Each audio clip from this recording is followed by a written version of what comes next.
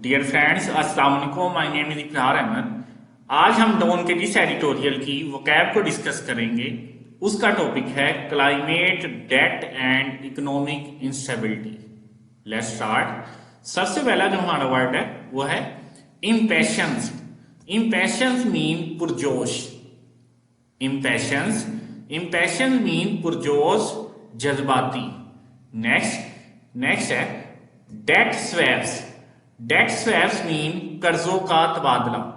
Date swaps कर्जों का तबादला, इम्पैशंस जज्बाती। Next unprecedented. अनप्रेसिडेंटेड मीन बेमिसाल। अनप्रेसिडेंटेड बेमिसाल। डेट स्वैप कर्जों का तबादला, इम्पैशंस जज्बाती, अनप्रेसिडेंटेड बेमिसाल। Next generosity. जेनरोसिटी मीन सखावत। जेनरोसिटी मीन सखावत। Next hampering. हैम्परिंग मीन रुकावट।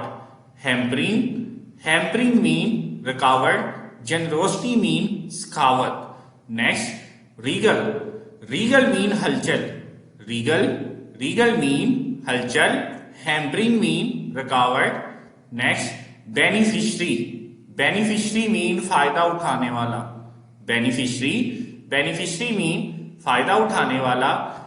रिकरिंग मीन बार बार चलने वाला।